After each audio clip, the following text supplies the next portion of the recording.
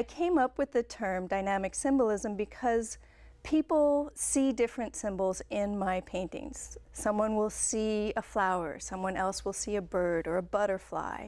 Lots of different images, and I've been to many different art fairs, and people always come up to me and say, I see this there, I see that there, and oftentimes it's images that I hadn't seen before.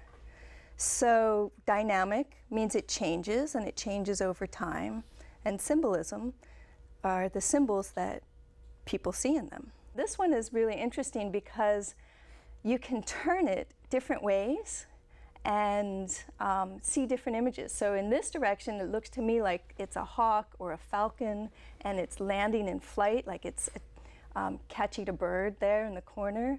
But if you twist it 90 degrees, you can see a wolf. So the nose right now is pointing down. I can see both of those. That's you can fantastic. see that here. And then if you turn it a different way, there are other images. This one is a new idea. You notice the frame. This is a frame that I designed with a friend of mine, and it has mirrors around the outside. And almost all of my paintings are gallery wrapped paintings, and they're painted on the edges. The painting continues around the sides. Right, yes. So what the mirror does, and you can't really see it in the photograph, but as you walk by the painting in the mirror actually moves because of the mirror effect. Oh, right, of course, because and your point of view. You're in different directions, yeah.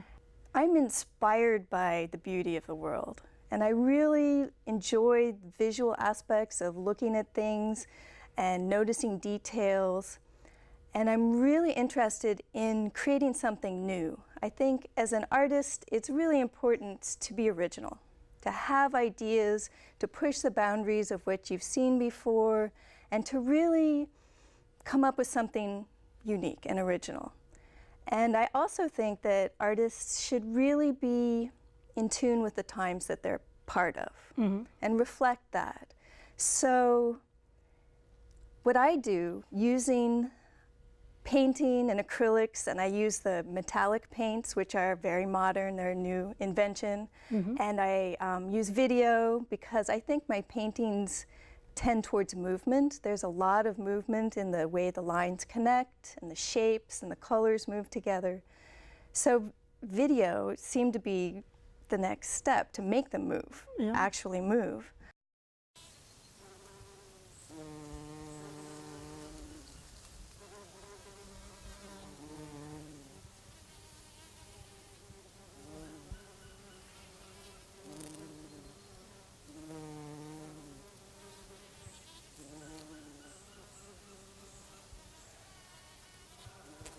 Now, with touchscreen technology, there's a way for me to interact with people and hear what they have to say and what they see and record it. And the project that I'm working on, the Dynamic Symbolism Project, uses the iPad and other touchscreens to work on the internet so people all over the world can interact with my paintings. That's great. This painting is fertility, and this is the painting that's the subject of the first part of the Dynamic Symbolism Project app that we're going to talk about. Here's the iPad, and this is fertility that's on the screen. And each shape is its own touch panel. So you can touch it and it will highlight a shape. So I'm going to highlight a little group of images that I see here. So you touch it and it highlights one, and then you can keep touching them like this. And so there I see a little person, and you can also make it bigger so you can touch the pieces more easily. So looks like a couple hugging, and then either that or they're dancing, and here's some more dancers up here. And if you touch it once and that wasn't the piece that you wanted to show, or you can, there, so that's that, and you can make it smaller. And then when you're done, there it is. Touch finish, and it highlights what you just did. And it gives you an opportunity to type in something that you see. So what I'm going to do is type in dancers.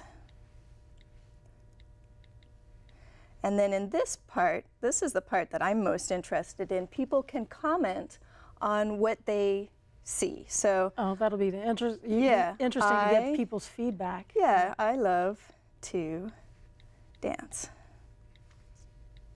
Okay, and then you submit it, and it gets stored in the database. And so it's accessible on my website through a database program, and each little piece actually is a string of numbers. So once you've shown this, you can see what other people have seen. So here,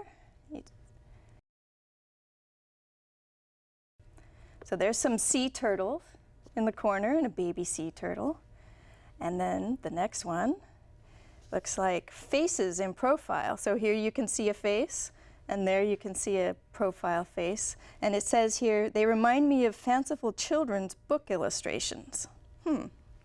So these are examples of what other people have seen. A parrot flapping its wings. Oh. A pear tree. A dog head howling, maybe a Great Dane. So you can see there's a lot of different images that people have seen. This is a mermaid with blue-green hair.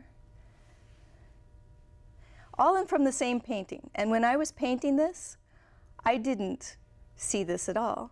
So this is the last one I want to show you. It's a tulip that somebody touched out down in the corner. Yes. So there's lots of different images that people have seen, and this is a way to record it. So I can see people from all over the world can interact with it. So the next step on this project is going to be that last place where we saw what other people have seen, that you can then touch on those images, and I will have created animations or video that goes with that animation. Now this one is Oceanaria, and this one I started with the intent of doing a painting that was about water. I love water. I like walking in the rain. It's my name. I enjoy going hiking along streams and the beaches around here. So in the winter especially, we live in a very water-full area. This is an example of what could happen in the iPad app, second edition. Outstanding. Yeah.